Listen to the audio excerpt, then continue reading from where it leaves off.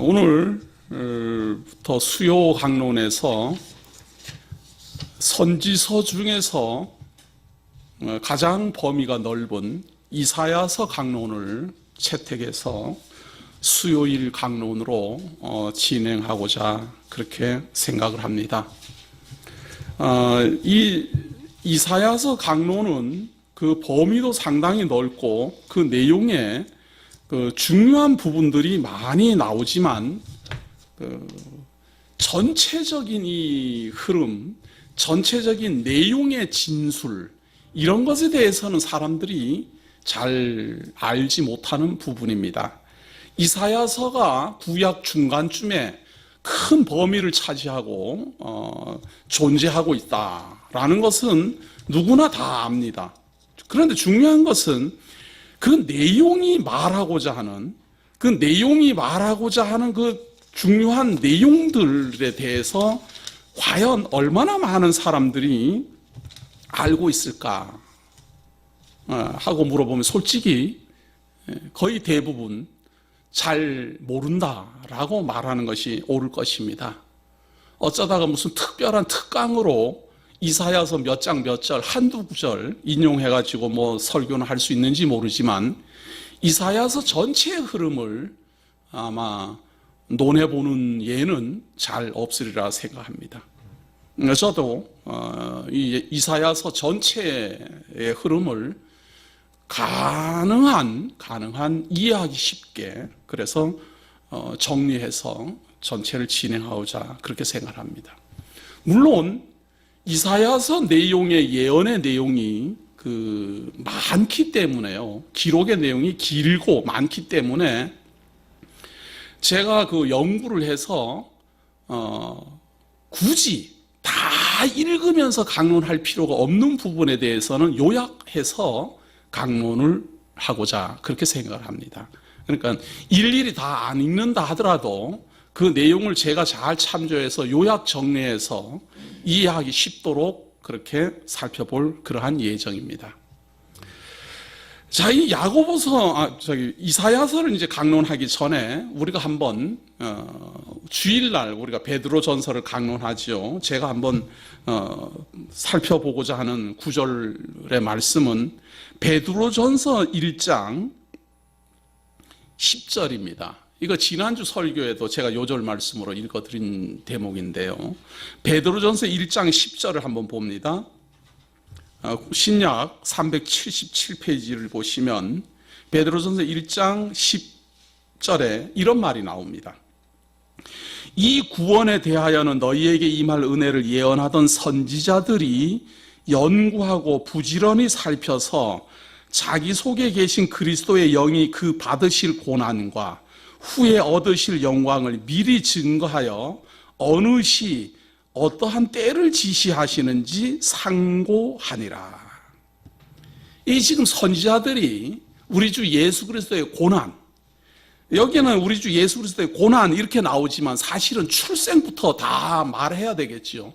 고난만 말하는 게 아니라 출생부터 시작해가지고 그분이 받을 고난, 영광 이런 것을 미리 다 연구해서 선지자들이 밝혀놓았다. 어느 시, 어느 때 지시하는지, 과연 그런 일들이 언제, 어느 때 일어나는지 다 예언해 놓았다라는 겁니다. 이것이 모든 선지서를 보는 시각이어야 됩니다. 하나님께서 선지자를 통하여서 우리 주 예수 그리스도가 언제 어떻게 태어나며 어떤 고난을 받으며 어떤 사역을 행하시며 어떻게 뜻을 이루시며 어떻게 영광을 받으시는가, 어느 시, 어느 때 그런 일들이 일어나는가. 이 구약 성경은 이것을 잘 밝혀놓고 있다라는 사실입니다. 그래서 우리가 이사야서 강론에 들어가기 전에 서원적으로 이 이사야서 내용 속에는 우리 주 예수 그리스도에 대한 많은 섭리의 내용들이 예언되어 있구나라고 아셔야 됩니다. 그래서 이사야서는 이스라엘 백성들에게 대한 예언이다. 물론 맞습니다. 이스라엘 백성, 이스라엘 국가에 대한 예언이지만 그 예언을 통해서 궁극적으로 말하고자 하는 것은 우리 주 예수 그리스도에 대한 예언이다라는 사실입니다.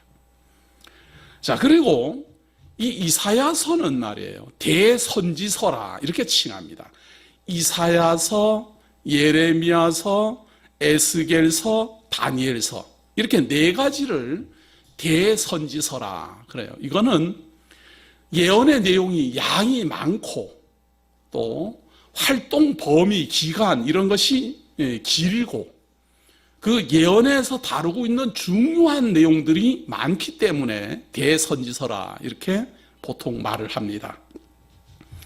그리고 이 이사야서, 모든 소선지서도 마찬가지지만 선지서의 예언의 특징은 이렇게 역사적 흐름을 그렇게 중요히 여기지 않습니다.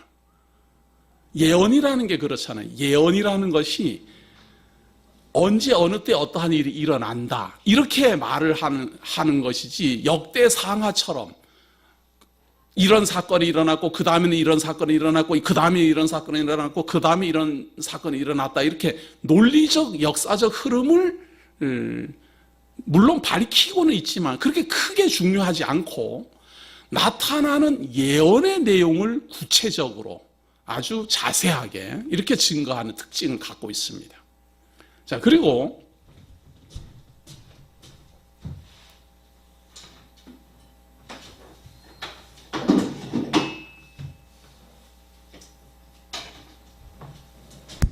이 대선지서 네 가지는 그 각각의 또 가지고 있는 그 특징이 조금씩 차이점이 있습니다. 우리가 에스겔서, 예레미야, 다니엘 이렇게 다 이야기를 하지만 이것이 각각의 다른 특징들을 가지고 있는데요. 그 특징들이 어떤가 하면은 제가 대략 설명을 드리면 우리 주 예수 그리스도가 초림하셨습니다. 여기를 이제 기점으로 보시고 이스라엘이라는 나라가 건국이 됐다가 60년이 흐른 다음에 나라가 둘로 분열합니다.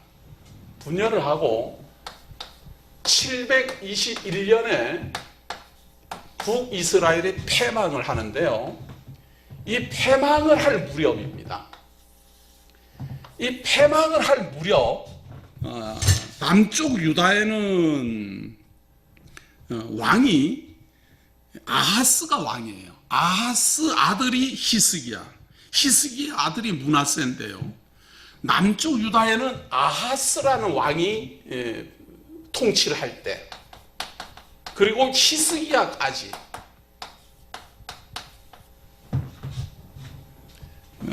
이런 왕들이 통치를 할 때고요. 북쪽 이스라엘에서는 무나헴, 베가 이런 사람들이 왕 노릇할 때예요. 곧 망하기 직전입니다. 아하스 혹은 히스기야 이런 왕들이 활동할 때, 이때 이사야 선지자가 활동을 합니다. 주전 약 720년경 이사야 선지자가 이제 활동을 하는데요.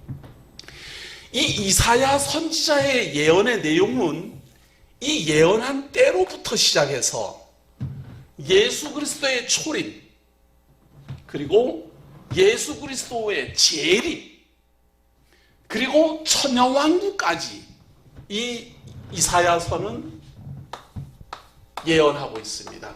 이사야의 특징이에요. 이사야서의 내용은 유다와 예루살렘에 대한 예언으로부터 시작해서 그리스도의 초림, 그리고 고난, 십자가 사건, 부활 이런 내용들을 다 담고 있습니다. 초림하셔가지고 받는 고난, 그리고 부활, 그리고 이 예수 그리스도가 행하시는 사역, 이런 것들을 이 이사야서는 많이 담고 있습니다. 그리고 이걸로만 끝이 나는 게 아니라 예수 그리스도의 초림에 대한 예언도 있지만 예수 그리스도가 재림하셔서 천년왕국 이루실 것, 천년왕국이라는 단어는 없지만 천년왕국을 이루시고 사막에 꽃이 피고 샘이 흐르고 이런 예언이 이사야서에서는 나옵니다. 그러니까 이 지상이 지상 천국으로 변화할 것을 예언을 하지요. 그래서 이사야서의 내용 속에는 유다와 예루살렘에 대한 예언을 기점으로 해서 우리 주 예수 그리스도에 대한 초림, 고난, 부활, 사역, 그리고 재림시까지 예언되어 있다. 그래서 이 선지서 중에서 가장 범위가 넓습니다. 이사야서는 범위가 가장 넓어요. 그 다음에 이사야서 다음에 이 대선지서 중에 예레미야 선지자가 있습니다. 예레미야서는 말이에요. 예레미야서는 어디까지 예언인가 하면은 BC 586년 패망합니다. 예레미야 선지자의 예언은 바로 요 시기예요. 요 패망하는 시기. 유다가 패망하고 포로로 잡혀가고 여기에 대한 내용으로 가득합니다. 유다의 패망, 포로, 이런 내용으로 예레미야는 가득해요. 그러니까 범위가, 예언의 범위가, 예언한 내용의 범위가 약 한 100여 년 사이에요. 한 600년부터 시작해서 610년경부터 시작해서 바벨론이라는 나라가 일어나는 그때로부터 시작해가지고 패망해가지고 포로로 잡혀갈 때까지 주로 예레미야 선지자는 그때를 배경으로 한 예언을 하고 있습니다. 그래서 집중적으로 유다와 예루살렘에 대한 예언을 하는 게 예레미야서입니다.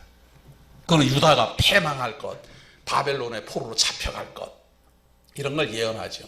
이런 예언을 그러면 예레미야는 왜 할까? 하나님 왜 이런 걸 기록하게 했을까? 이게 중요한 내용이 있어요. BC 1000년에 다윗이 나라를 건국하기 이전에 BC 1500년경 모세를 통해서 하나님은 신명기에서 예언을 합니다. 신명기에서 예언을 하는데 어떻게 예언을 하는가 하면 아직 가나안 땅을 차지하지 않았어요. 광야에 있을 때입니다. 광야에 있을 때인데 하나님이 모세를 통해서 미리 예언합니다. 너희들은 내가 약속한 땅에 들어가게 된다. 이제 들어가면 나만 섬기고 이방신을 섬기지 말고 우상 숭배하지 말고 오직 하나님의 율법을 가르치고 전승하고 오직 하나님만 경외해라. 혹시 내가 약속한 대로 다 나라도 이루어 주었고 땅도 차지하게 해왔고 왕도 세워 주었는데도 불구하고 나를 배반하고 다른 우상 숭배를 한다거나 이방 민족하고 막 혼합해서 산다라거나 그렇게 죄를 범하게 되면 너희들은 나에게 저주를 받아서 다른 나라로 포로로 잡혀가고 나라는 패망하고 그 거룩한 성사는 소금구덩이 소돔 고모라처럼 변할 것이다 라고 예언합니다. 그렇기 때문에 그 예언한 대로 내가 예언한 대로 가나안 땅 차지하고 국가를 이루고 그렇게 되면은 나를 배반하지 말고 열심히 하나님만 섬겨라. 그러니까 이스라엘 백성들이 우리가 거기에 들어가면은 그렇게 하겠습니다 라고 서원합니다. 그러니까 모세가 하는 말이 그렇지 않다. 너희들은 들어가면 반드시 하나님을 배반하고 우상 숭배를 할 것이며 하나님을 잊어버리고 자기 욕심대로 그냥 하나님의 율법을 어기고 범죄하다가 하나님에게 저주를 받아서 성사는 무너져 내릴 것이고 너희들은 포로로 잡혀갈 것이고 다른 나라에 다 흩어져 가지고 지나가는 사람들이 아니 이거 하나님의 택한 백성이 이 나라가 이게 어떻게 된 거냐? 라고 묻게 될 것이다. 그러면은 지나가는 사람들이 이 하나님의 택한 백성들이 왜 이렇게 망해갖고 이 나라가 이렇게 막 황무지가 됐느냐 하고 물으면 우리가 하나님께서 언약하신 대로 나라 세워주시고, 하나님이 우리를 언약하신 대로 사랑해 주시고, 하나님이 우리를 율법으로 가르치시고 하나님께 제사하게 하시고 다 했던 하나님의 말씀 약속을 잊어버리고 하나님을 배반했다가 하나님께 징계를 받아서 이렇게 망했습니다 라고 말하게 될 것이다 라고 모세가 예언했어요. 이 모세의 예언대로 다른 나라로 포로로 잡혀가고 나라가 패망하고 할 것이다 라고 예언한 그 예언이 이루어졌다라고 말하는 게 이사야서입니다. 이루어졌다라고 말하는 게 예레미야서입니다. 모세가 예언한 대로 이루어졌다라고 말하는 게 에스겔서입니다. 에스겔서가 있어요. 대선지서 중에 또 에스겔서가 있는데요. 이 에스겔서는 예레미야는 586년경 나라가 패망하기 직전까지, 패망하기 전부터 시작해서 610년경부터 시작해가지고 패망할 때까지가 예레미야 예언이라면, 에스겔서는 패망 이후 그거예요. 패망 이후 포로 생활할 때에 대한 예언이 에스겔서입니다. 그래서 이거 포로 생활이에요. 에스겔서는 포로 생활 와중에, 그런데 그 포로 생활이 끝이 나면은 성전이 다시 재건될 것이다 라는 예언이 있는 게 에스겔서입니다. 에스겔서는 그럼 왜 이걸 예언하고 있을까? 패망한 이후에 이들이 포로 생활하고 있는 이것을 왜 예언하고 있을까? 제가 말씀드렸는데 하나님이 모세로 말미암아 예언한 것이 예언한 대로 이루어졌다라는 걸 알게 하려고. 아니 그걸 왜 알게 합니까? 그렇게 알려주어야 하나님이 말씀하신 대로 된다라는 게 믿어지잖아요. 하나님이 이 성경을 우리에게 기록을 하고 선지자들로 말미암아 이걸 예언을 하는 것은 언제 어느 때 무슨 일이 일어나거든 아 하나님이 하셨구나 라고 믿으라고 하는 거예요. 우리는 나라가 망했대, 패망했대, 환난 당했대, 정말 엄청난 재난을 당했대, 거기에 관심을 두고 있지만 하나님께서는 그런 재난이 일어나거든 하나님이 그토록 하지 말라고 한 그 범죄를 범해가지고 하나님께 징계를 받아서 이 나라가 망했구나 그렇게 깨달으라고 그걸 예언을 하는 거예요. 미리. 그래서 사건이 일어난 뒤에 기록하는 게 아니라 반드시 사건이 일어나기 전에, 역사가 발생하기 전에 미리 말하는 겁니다. 모세로 말미암아 너희들은 지금 광야에 있지만 가나안 땅을 차지하게 된다. 너희들은 지금은 하나님을 믿겠다라고 서원까지 하고 야단이지만 틀림없이 하나님 배반하고 우상숭배하다가 하나님께 징계받아가지고 나라가 패망하고 성소도 무너지고 너희들은 포로로 다 잡혀가고 너희 후손들은 전부 죽임을 당하고 어마어마한 환난을 겪게 될 것이다 라고 예언했다. 그 예언 그대로 진짜 이스라엘 백성들이 우상 숭배하고 아수르 제국 섬기고 바벨론 제국 섬기고 뭐 하나님 배반하고 그러다가 다 패망하는 거예요. 이사야 선지자는 그렇게 유다가 패망한다, 그렇게 예루살렘이 패망한다라고 예언하고 있고, 그 예언으로만 끝나는 게 아니라 예수 메시아가 초림한다, 메시아가 고난을 받을 것이다, 메시아가 부활할 것이다, 메시아의 사역은 어떠한 일들이 벌어질 것이다, 그리고 그 메시아는 다시 오실 것이다. 이사야서는 이렇게 광범위하게 말합니다. 예레미야는 모세가 예언한 그대로 너희들은 이제 망한다, 바벨론에 망한다, 이집트에게 망하면 너희들은 다 전멸당하니까 바벨론에게 항복해라, 이런 게 예레미야서입니다. 에스겔서는 이제 망했다, 망했지만 너희들이 이제 성전을 재건하고 다시 구원하면 이르게 될 것이다. 그러니까 이사야서는 예언한 때로부터 시작해갖고 예수 그리스도의 초림 그리고 재림까지 광범위하게 말하고, 예레미야는 패망하기 직전까지 말하고, 에스겔서는 패망한 이후를 말하고, 그럼 다니엘서는 어떻게 합니까? 예언한 요 때로부터, 요 586년 망한 때로부터 내 제국이 나타나고 메시아가 올 것이다. 메시아가 오면 어떻게 됩니까? 그 나라가 점점 확장돼 갈 것이다. 그러나 다니엘서는 요 예언한 때로부터 시작해서 네 제국이 나타나고 메시아가 온다라는 예언이에요. 그리고 메시아가 오면은 하나님 나라가 번창할 것이다 라고 예언하고 있고, 에스겔서는 패망하지만 이 성전이 다시 지어지고 재건될 것이다 라고 예언하고 있고, 예레미야는 너희들이 망하는데 망할 때 반드시 바벨론에게 망해야 된다. 그래야 너희들이 살아난다. 이집트 의존하지 마라. 그게 예레미야서. 이사야서는 이 모든 걸 다 포용해서 다 끌어안아요. 다 끌어안아갖고 패망한다, 포로로 잡혀간다, 그러나 재건된다, 예수 그리스도 오신다, 예수 그리스도 오셔갖고 고난을 당한다, 부활하신다, 그분의 사역은 이러하고 저러하고, 그리고 다시 재림하시고 천년왕국이 이루어진다. 이게 대선지서입니다. 이게 골자입니다. 이것만 알면은 그러면은 이제 선지서 더 할 거 없으면은, 이런 걸 바로 수박 겉핥기라 그래요. 이렇게 알면은 이런 내용도 다른 분들은 잘 모르니까 우와 대단한 줄 알아요. 그거 알아서 뭐 합니까? 그냥 수박 겉핥기라니까요. 아 그렇구나. 우리는 뭘 봐야 됩니까?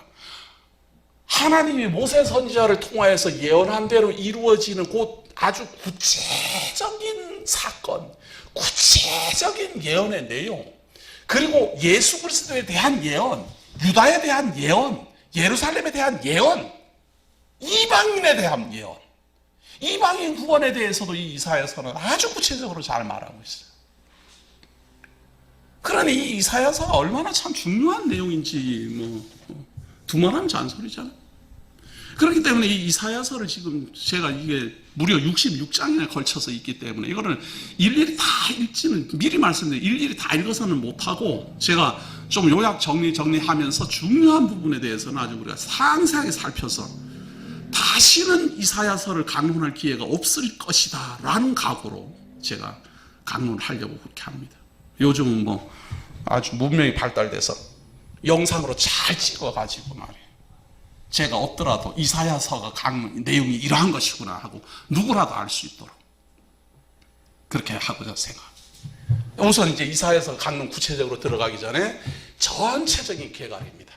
신명기서에 하나님이 모세를 통하여서 예언하신 그대로 이스라엘이 가나안 땅에 들어가서 하나님을 배반하고 우상 숭배하다가 저주를 받아서 패망하고 포로로 잡혀가고, 그러나 하나님께서 성전을 다시 회복시키시고 그들의 죄악을 씻기 위하여 메시아를 보내시고, 메시아는 고난을 받으시고 그리고 여러 가지 사역을 행하심으로 하나님의 뜻을 이루어내시며, 그리고 다시 오셔가지고 이 저주로 덮인 땅에 사막에 샘이 흐르고 꽃이 피어나게 하는 천년왕국을 이루실 것이다 라는 예언이 바로 이사야서입니다.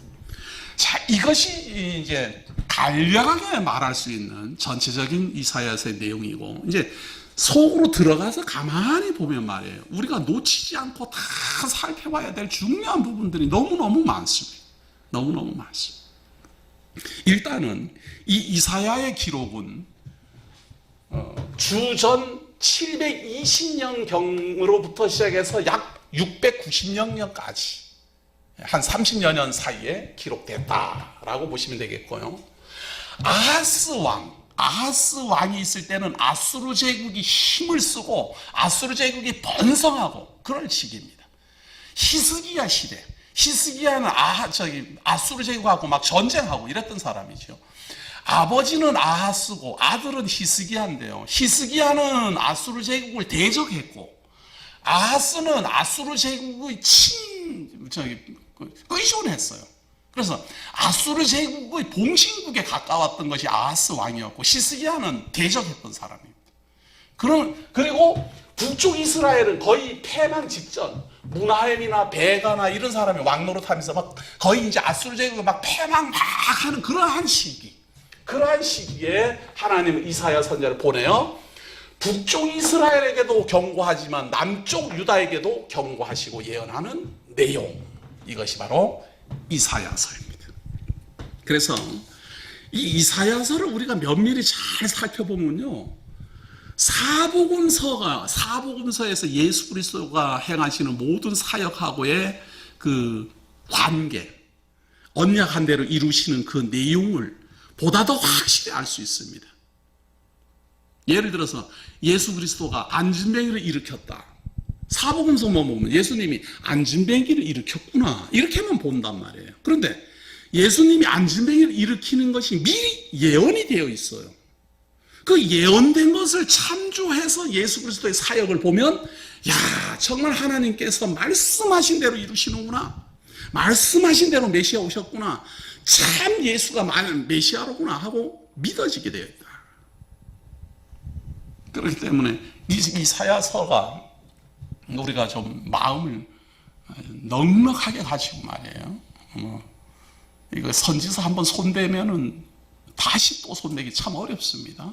어렵기 때문에요. 이번 기회에 이사야서만이라도 상세히 알게 되면요, 에스겔이나 예레미야나 에스겔이나 다니엘은 이사야서에 비교해서는 그 범위가 작습니다. 그러니까 이사야서를 잘 알면 나머지는 아주 그냥 쏙 들어오지요. 쏙 들어오니까 다른 것도 이해하기가 쉬우리라, 그렇게 생각을 합니다. 자, 이사야서 이제 1장 1절로 가봅니다. 자, 유다 왕 우시야와 요담과 아하스와 히스기야 시대에 아모스의 아들 이사야가 유다와 예루살렘에 대하여 본 이상이라. 자, 여기에 보면 왕이 말이에요. 우시야 왕, 요담 왕, 아하스, 히스기야 이렇게 나와 있는데, 사실은 우시야나 요담 시대에 대한 내용은 거의 찾아보기 힘듭니다. 그래서 왕의 이름은 열거되어 있는데 아마 그 예언의 내용이 아주 작기 때문에 히스기야하고 아하스 시대에 주로 집중되어 있습니다. 그렇지만 4명의 왕들이 존재하는 시기, 그러니까 아마 우시야 왕이나 요담이나 이런 사람이 왕할 때는 이사야가 본격적으로 활동을 하지 않는 아주 초년 선지자 활동 시기였다, 이렇게 보시면 되고요. 아하스 시대에 본격적으로 활동하고 히스기야 시대는 이제 아주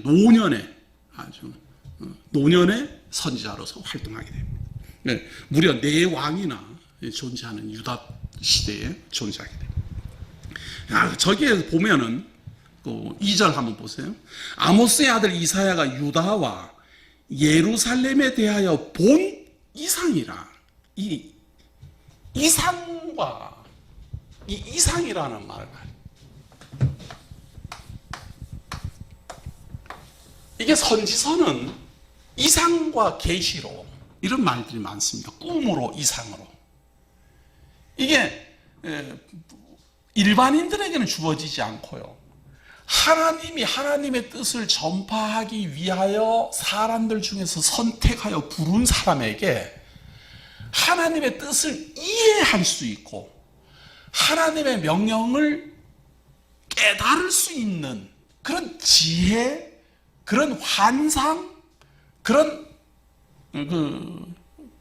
지적인 어떤 이런 생각을 가지도록 하는 것을 이상이라, 이렇게 보면 되겠습니다. 꿈보다가는 조금 더 구체적. 꿈이라는 것은 말이에요, 꿈이라는 것은 똑같은 사실을 본다 하더라도 조금 허하잖아요. 이렇게 환상적이잖아요, 꿈은.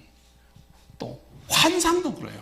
환상도 이렇게 좀 허합니다. 이상이라는 것은 어떤 깨달음을 동반하는 그런 의미가 들어 있습니다. 그래서 좀 지적이다, 이런 의미가, 구체적이다, 이런 의미를 담고 있는 게 이상입니다. 그런데 뭐에 대한 이상인가 하면 유다와 예루살렘에 대한 이상이에요. 언제부터 언제까지입니까? 그건 이제 내용을 봐야 되겠죠. 이사야가 여기에서만 지금 유다와 예루살렘에 대한 예언을 한 번만 하고 마는 게 아니라 많이 합니다. 그런데 지금 1장 1절에는 일단은 시작이 유다와 예루살렘에 대한 예언이에요. 유다와 예루살렘에 대한 예언이다, 이렇게 말하면 유다와 예루살렘에 대한 예언이다, 이렇게 해석을 해야지 영적 이스라엘에 대한 예언이다 이러면 벌써 빗나가는 거예요. 그러면 벌써 성경에서 벗어나는 겁니다. 영적이다 뭐다 이렇게 붙이면 안 돼요. 그 영적인 것은 내용 속에서 영적인 걸 말을 합니다. 그럴 때 하는 것이지 우리가 유다와 예루살렘에 대하여 본 이상이라 이렇게 읽어놓고는 유다라는 나라는 옛날에 있는 나라니까 현대 이 영적 유다인 우리에게 대한 말이다. 혹은 현대 이스라엘에 대한 우리에게 영적 이스라엘은 우리들에게 대한 말이다. 교회에 대한 말이다. 이렇게 해석하면 안 된다 그 말이에요. 구약 암만 구약이라도 그것을 영적이라는 의미를 부여해서 현대로 이끌고 오면은 이런 게 확대 해석이고 벌써 본질에서 벗어나는 겁니다. 정확히 있는 그대로 봐야 돼요. 유다와 예루살렘에 대한 예언이다. 어떤 예언이 있을까 합니다. 하늘이여 들으라 땅이여 귀를 기울이라 여호와께서 말씀하시기를 내가 자식을 양육하였거늘 그들이 나를 거역하였도다. 자, 이 예수 그리스도 하나님의 말씀은 지금 여기서 지금 선언하는 게 뭔가 하면 내가 자식을 키웠다. 어떻게 키웠습니까? 하나님이 아브라함을 불러서 내 나라를 이루어 주겠다. 생육하고 번성하고 땅에 충만하고 그리고 통치하고. 그래서 하나님이 통치하는 나라를 이루어 주겠다라고 약속하시고 이루어 주셨어요. 다윗으로 하여금 나라를 이루어 주셨어요. 이것을 자식을 키웠다, 양육했다 이렇게 말하는 겁니다. 처음에는 아브라함 한 명이었지만 그 아브라함을 통하여서 모세, 그 아브라함을 통하여서 이스라엘 민족, 그 아브라함을 통하여서 다윗 왕, 그리고 북이스라엘, 남쪽 유다, 이 이스라엘이라는 나라를 내가 키웠다. 그렇게 키웠는데 소는 그 임자를 알고 나귀는 주인의 구유를 알건만은 이스라엘은 알지 못하고 나의 백성은 깨닫지 못하는도다 하셨다. 하나님이 키웠는데 하나님이 키우신 줄을 이스라엘 백성은 몰라요. 왜? 저절로 큰 줄 알아요. 우리가 다 그렇게 알지요, 사실은. 우리가 이 세상에 태어나갖고 눈 뜨고 내가 뭐 밥 먹고 내가 돈 벌고 내가 자식 키우면서 결혼하고 사니까 다 내가 큰 줄 알지 뭐 하나님 키우는 줄 누가 압니까? 성경이 생명과 호흡을 주시고 하나님께서 나를 자라게 하심으로 자란다 라고 말을 하니까 아이 그렇구나 하고 우리가 깨달아 아는 것이지 하나님 그런 말씀 안 했으면 내가 내 밥 먹고 내 팔 흔들고 내가 살지 무슨 소리냐 다 그렇게 생각하지요. 그것처럼 이스라엘 백성들은 그렇게 생각했다 그 말이에요. 왜? 과거를 모르니까. 과거를 모르면 다 그렇게 생각을 하는 거예요. 우리가 이 성경을 배우고 이 구약의 내용을 자꾸만 참조하는 것은 하나님이 과거로부터 어떻게 진행해 왔는가 이걸 알려는 거 아니에요. 이스라엘 백성도 마찬가지예요. 과거에 아브라함을 하나님이 갈대우르에서 부르시고 그로 말미암아 이삭이 낳고 야곱이 낳고 야곱의 아들 12아들이 태어나고 12아들로 말미암아 이집트에서 종살이 400년 하고 거기에서 12지파가 번성하고 그리고 이제 광야로 나오고 광야로 나와서 가나안 땅을 또 정복하고 차지하고 그리고 다윗으로 말미암아 나라를 이루셨다. 이거 하나님이 하셨다라고 알면은 하나님이 이 나라를 일으키신 걸 다 알게 되는 거죠. 믿게 돼 있는 거죠.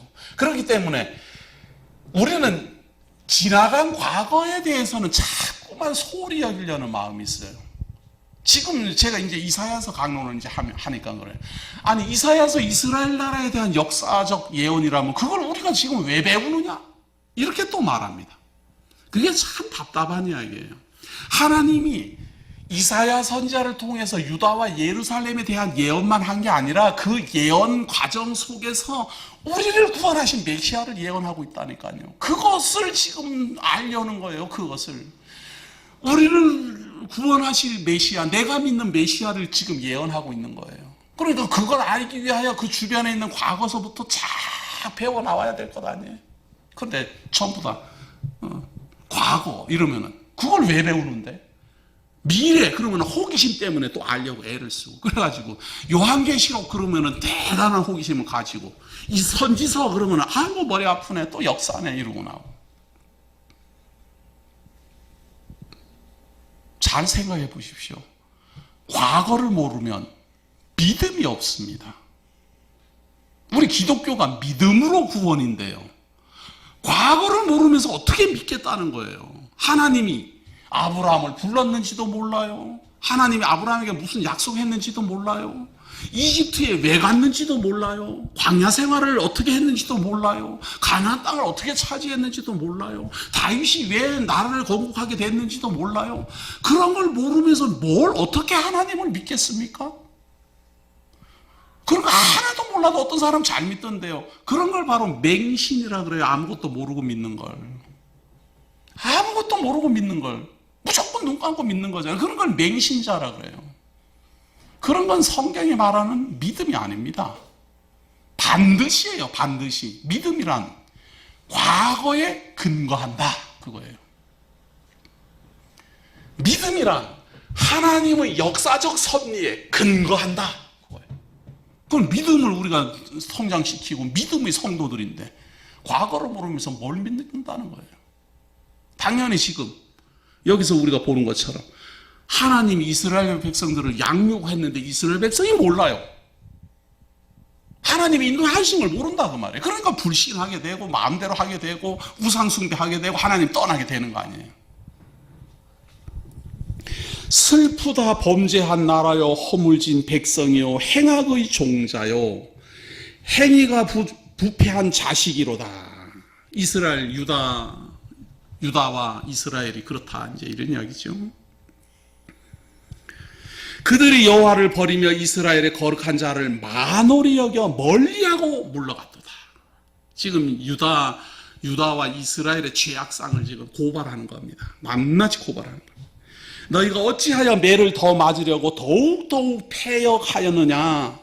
온 머리는 병들었고 온 마음은 피곤하였으며 발바닥에서 머리까지 성한 곳이 없이 상한 것과 터진 것과 새로 맞은 흔적뿐이오늘 그것을 짜며 싸매며 기름으로 유하게 함을 받지 못하였다. 자, 하나님이 지금 유다와 예루살렘에 대한 예언을 하는 이때 말이에요. 721년경, 이 BC 720년경 여기까지 다윗이 나라를 건국한 때로부터 해서 몇백 년에 걸쳐서 계속해서 선지자를 보내고 매질하고 우상숭배하지 마라, 아수르 섬기지 마라, 북쪽 이스라엘 여로보암 베델에서 단 만들지 마라, 너희들이 하나님을 떠나 있으면 징계받는다. 수도 없이 가르칩니다. 유다한테도 수도 없이 선지자 보내서 가르치고. 그래도 말 안 들어요. 왜? 별일 없거든요. 별일 없다라는 말이 그냥 징계 좀 맞아갖고 조금 아프더라도 조금 있으면 또 괜찮거든요. 마치 하나님을 믿고 이러다가 뭐 죄 조금 지었다가 또 하나님 가만히 계시니까 괜찮네 이래갖고 또 범죄하듯이 그렇게 하는 거예요. 일시적으로. 설마 끝내겠나? 심판이 있겠나? 막 이제 이런 이야기죠. 지금도 우리 세상 흘러가는 게 그렇잖아요. 설마 하나님이 이 세상을 뭐 끝내겠나 말이죠. 말만 그러지. 죄 짓지 말라고 겁주느라고 그러지 뭐. 설마 이러면서 다 자기 할 일 다 합니다. 믿는 사람들도 마찬가지입니다. 교회 가면 뭐 맨날 뭐 하나님이 심판하시고 뭐 재림하시고 예수 그리스도 오실 것이다 뭐 분위기나 만나라지만 만날 몇 년 전부터 그랬고 지금도 그러고 앞으로도 그럴 거니까 뭐 그런가 보다 뭐 내지기라 하는 거죠. 이래 되든 저래 되든. 그러나 매가 잦으면 심판은 오게 되어 있습니다.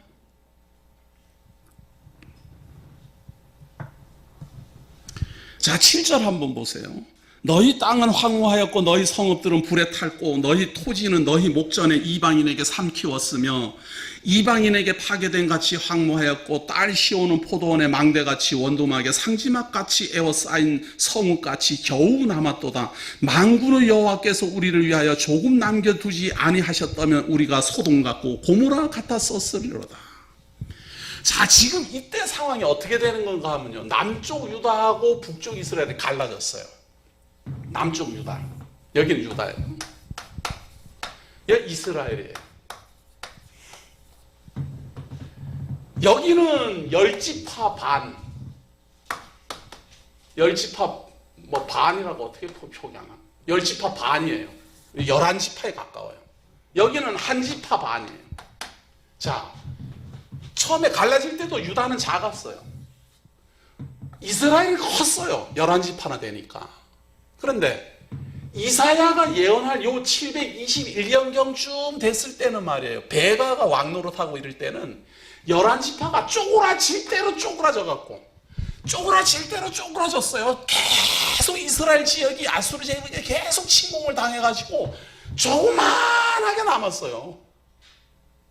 사마리아 성 하나 남았어요. 하나. 사마리아 성 하나 남고 다 뺏겼어요. 여기 지금 말하는 것처럼 원두막만, 시온은 포도원의 망대같이 원두막의 상징망같이 에워싸인 성읍같이 겨우 남았도다. 겨우겨우 남아있어요. 그럼 북쪽 이스라엘만 그런가? 남쪽 유다도 마찬가지예요. 아수르 제국에 의해서 그동안 그 넓은 지역, 팔레스타인 전 지역에 다윗 시대에는 그 팔레스타인 전 지역을 다스리면서 에돔이나 혹은 그 다른 암몬이나 이런 데는 공물까지 받았는데 말이에요. 그 나라가 쪼그라질 대로 쪼그라진 거예요. 쪼그라져가지고 유다도 쪼만하게 남고 북쪽 이스라엘도 쪼만하게 남고, 하나님이 그렇게 매질을 하고 심판을 해도 저건 아수르 제국이 쳐들어와서 그런 거야.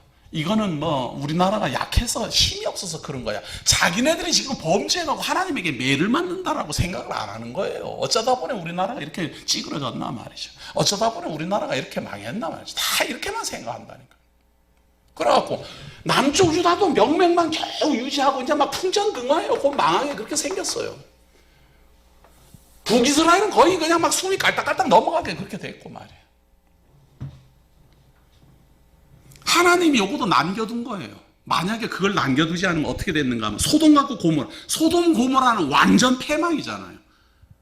완전히 패망했을 건데 그래도 이렇게 조금 남겨둬갖고 북이스라엘이니 남쪽 유다니 하고 명맥은 유지하게 해놨다. 이제 그러냐. 그러면서 예언하는 겁니다. 왜 하나님은 이렇게 진노하시는가? 왜 하나님이 이렇게 진노하시는가? 그 진노의 이유를 설명하는데요. 10절을 보세요. 너희 소돔의 관원들아. 이게 소돔 고모라가 아니에요. 이 남겨둔 유다하고 이스라엘을 남겨두지 않았으면 소돔 고모라 같았으리라. 그러니까 마치 조금은 남아있지만 소돔 고모라하고 같다, 이런 의미입니다. 그런 의미에서 소돔의 관원들아 여호와의 말씀을 들을지어다. 너희 고모라의 백성아 우리 하나님의 법에 귀를 기울일지어다. 그러니까 남쪽 유다 북이스라엘에 대한 말이에요. 그걸 소돔 고모라라고 비유해서 지금 말을 하는 거죠. 여호와께서 말씀하시되 너희의 무수한 재물이 내게 무엇이 유익하뇨? 나는 수양의 번제와 살찐 짐승의 기름에 배불렀고 나는 송아지나 어린 양이나 수염소의 피를 기뻐하지 아니하노라.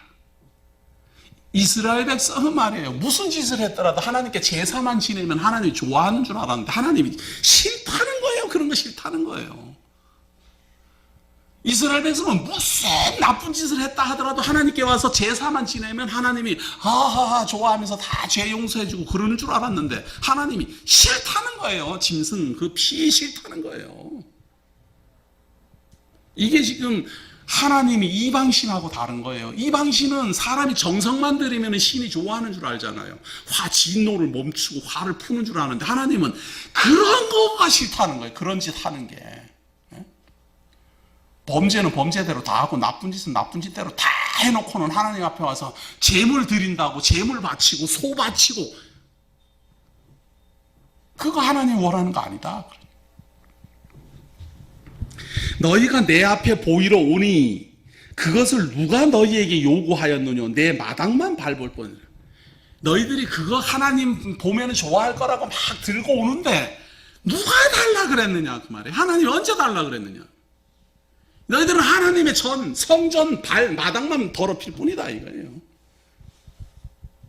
당연하지 않아요. 하나님이 뭐 제사 지내는 거고 제물 먹기를 합니까? 제사 지내는 제물을 하나님이 가져가기를 합니까? 하나님이 제사 지내게 한 것은요, 하나님이 가져가려고 그런 게 아니고 하나님 섬기는 레위 지파 사람들, 제사장들 먹여 살리려고 이스라엘 백성들에게 제물 내게 한 거예요. 하나님 그거 하나 없어도 돼요. 그런데 재물을 낼 때 언제 그러면 재물을 내는가 하면 죄 지을 때마다 내라 그 말이에요. 명분이 있어야 될 것 아니에요. 내가 죄를 지었으니까 내 죄를 사하여 주시옵소서 이러고 재물을 내라. 그리고 그렇게 낸 재물로는 너희들의 형제인 레위 지파가 먹고 살고 하나님 섬기는 일에만 종사하는 제사장들이 먹고 살면서 하나님 섬기도록 그렇게 해라 그거예요. 그런데 이스라엘 백성들은 무슨 생각을 하는가 하면은 하나님이 좋아한다는 거예요. 하나님 싫다는 거예요. 그거는 그런 거 싫다는 거예요. 왜 하나님 핑계 대느냐 그 말이에요. 지금도 종교인들 하나님 핑계 대고 농간 많이 하지요. 하나님 핑계 대고 뭐 성전 짓고 하나님 핑계 대고 돈 내라 그러고 하나님 핑계 대고 뭐 이것저것 요구하고 하나님 그런 거 원하지 않아요. 제사장들이나 원하지. 근데 제사장들이 나한테 재물 내라 그러면 안 내잖아요. 하나님께 내라 그러면 내니까. 그래서 하나님 핑계 대고 농간하는 거잖아요. 종교인들이 다 그러지 않아요? 제가 직접 나를 도와달라 그러면 도와주기 힘들지 않아요? 하나님께 내라 그러면 하나님께 내지. 근데 하나님은 그런 게 나하고 무슨 상관이 있느냐 이거예요. 재물 갖다 내는 게 그게 무슨 상관이 있느냐. 헛된 재물에 13절 보세요. 헛된 재물을 다시 가져오지 말라. 재물 가져오지 마라 그 말이에요. 나하고는 아무도 상관도 없는 거. 범죄해놓고는 뭐 잘했다고는 재물 갖다 바치면 다 끝나는 줄로 아느냐 그거죠. 분향은 나의 가증이 여기는 바요. 월삭과 안식일과 대회로 모이는 것도 그러하니 성회와 아울러 악을 행하는 것을 내가 견디지 못하겠노라. 악은 있는 대로 행하고 남 미워하고 이웃 형제 싸움 방식 맨날 하면서 안식일 지킨다, 월삭 지킨다, 절기 지킨다, 뭐 대회로 모인다, 뭐 야단 법석 떠는데 가증스럽다 그거예요. 가증스럽다. 지금도 마찬가지 아니에요. 우리도 주일 성수한다, 뭐 무슨 뭐 날 지킨다, 뭐 하나님이 좋아하시는 예물 드린다, 향기로운 예물이다. 언제 하나님이 향기로운 예물 달라고 그래요? 사람들이 지어낸 말이지 다.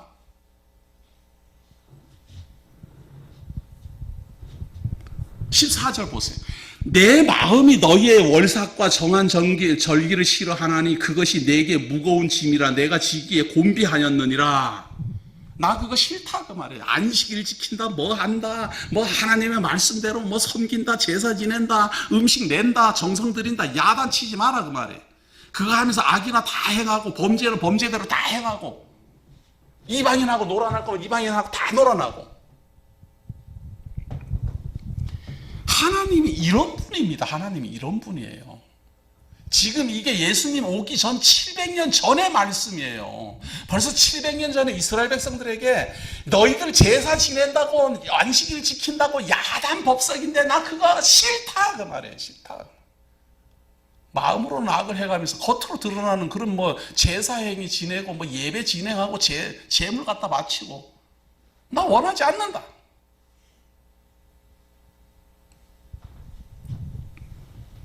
(15절) 보세요. 너희가 손을 펼 때 내가 눈을 가리우고 너희가 많이 기도할지라도 내가 듣지 아니하리니 이는 너희의 손에 피가 가득하니라.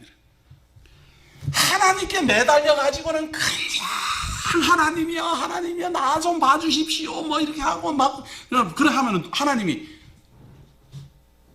눈 가려버리는 못 본 척한다 그 말이죠. 또 기도를 많이 할지라도 기도를 많이 해요. 막 오래도록 하고 매달리고 막 야단 법석 치는데 안 듣는다. 이게 지금 현대 우리 기독교인들에게 하는 말이 아니고 말이에요. 예수님 오기도 전 700년 전에 하나님이 이렇게 말했어요. 선지자를 통해서. 왜 하나님은 그런 기도를 안 들을까? 너희의 손에 피가 가득함이니라. 죄는 많이 짓고 형제 괴롭히고 그냥 욕심을 채우고 범죄 악행은 다 행하면서 하나님께 재물 갖다 바치고 하나님 섬긴다고 안식일 지키고 월삭 지키고 하나님께 예배한다고 대회로 모이고 하나님께 매달린다고 기도하고 그거 하나님 하나도 안 듣겠다 그 말이에요. 지금도 마찬가지. 지금도 예전이나 지금이나 하나님의 성품이 어디 갑니까?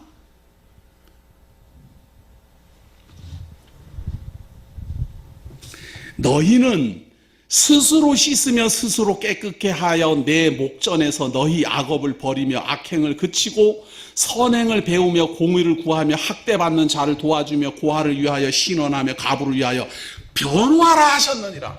제사 그런 거 다 필요 없고 기도 그런 거 다 필요 없고 악행 저지르지 말고 부정 여기 공의를 행하고 학대받는 사람들을 도와주고 고아들 시원하고 과부를 위해서 변호해줘라. 사람들 다 괴롭히고 하나님 핑계대고 재물 갖다 바치고 그러지 말고. 중요한 것은 16절 거 보세요. 너희는 스스로 씻으며 스스로 깨끗게 하여 내 목전에서 너희 악업을 버리라. 스스로 깨끗하게 해라. 스스로 제사 지내는 걸로는 안 되니까 스스로 선행을 행해서 스스로 의로와서 스스로 하나님 앞에서 거룩해서 하나님 앞에 나오라. 그 말.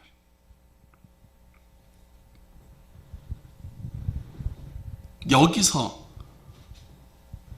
두 가지가 우리는 불가능한 걸 알죠. 제사 지내도 소용없고 기도하고 매달려도 소용없어요.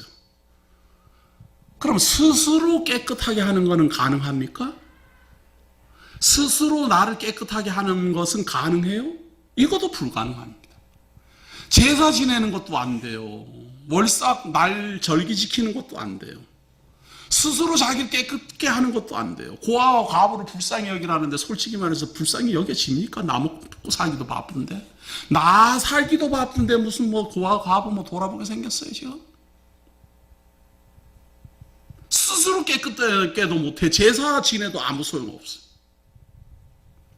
이게 선지서를 보는 놀라운 시각이어야 됩니다. 여기서 스스로 깨끗하게 하면 되겠구나 또 이렇게 생각을 하면 이제 빗나가는 것이요. 조금 더 보면 18절 보세요. 여호와께서 말씀하시되 오라 우리가 서로 변론하자. 너희 죄가 주홍 같을지라도 눈과 같이 희어질 것이요 진홍같이 붉을지라도 양털같이 되리라. 너희가 즐겨 순종하면 땅의 아름다운 소산을 먹을 것이요 너희가 거절하여 배반하면 칼에 삼키우리라. 여호와의 입의 말씀이니라. 하나님이 나하고 이야기 좀 해보자 그 말이에요. 아무리 죄가 있더라도 내가 해결해 줄 테니까. 내가 죄를 해결한다 그 말이에요. 스스로 해결하려면 스스로 자기 깨끗하게 하고 스스로 자기를 돌아보고 스스로 공의를 행하고 고아를 살피고 과부를 살피고 다 그렇게 하든지. 제사 지내러 하나님께 나오는 건 하나님 안 받을 거니까 그건 소용도 없고 월삭 시켜도 그거는 못 본 척 할 거니까 아무 소용도 없고.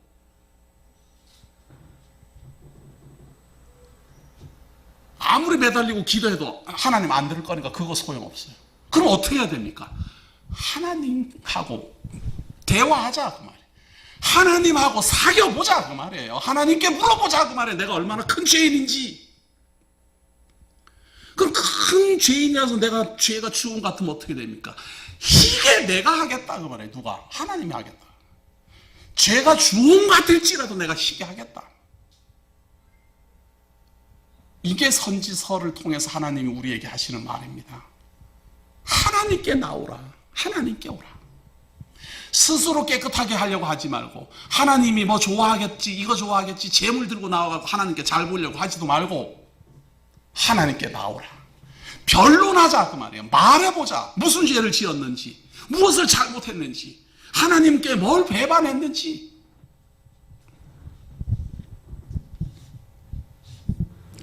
자 21절 봅니다. 신실하던 성읍이 어찌하여 창기가 되었는고 공평이 거기 충만하였고 의리가 그 가운데 거하였었더니 이제는 살인자들 뿐이었도다.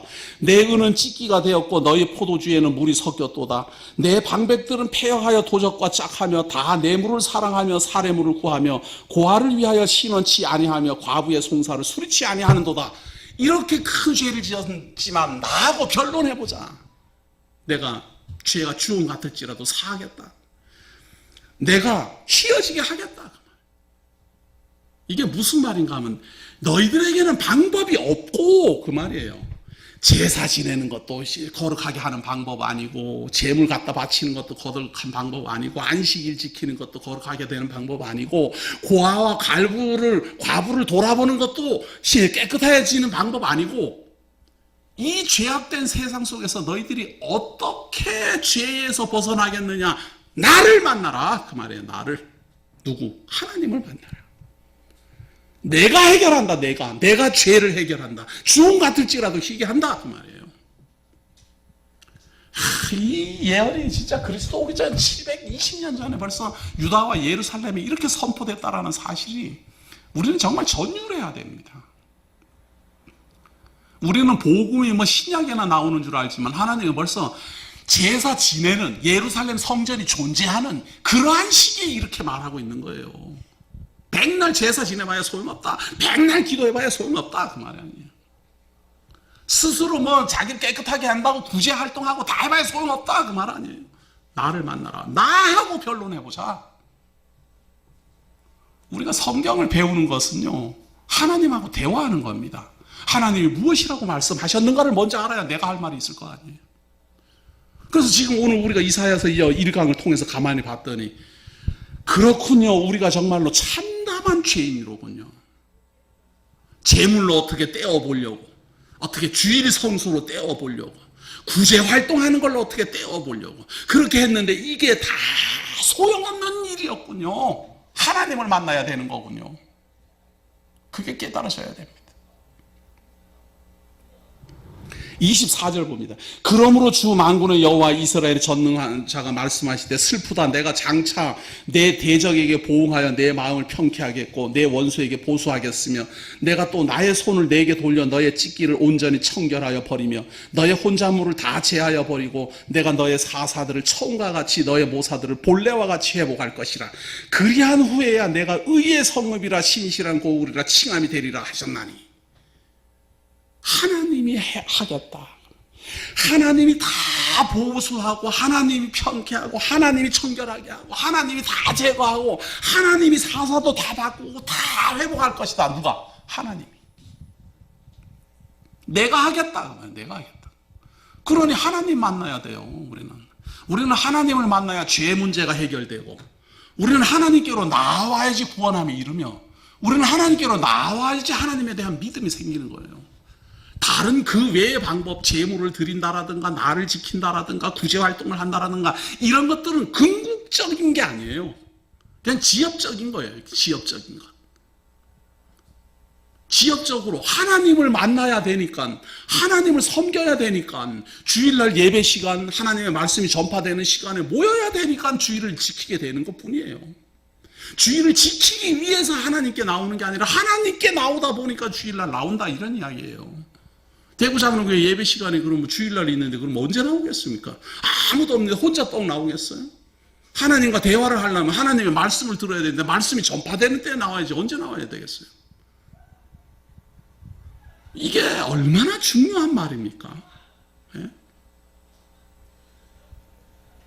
재물을 드리든 기도를 하든 뭔 구제 활동을 하든 뭘 하든 하나님하고 대화하지 않으면 아무 소용없는 겁니다. 하나님하고 대화를 해봤더니 뭐부터 합니까? 일단은 내가 죄악 세상 속에 살고 있다는 걸 알아요. 내가 심판받아 마땅한 존재임을 알아요.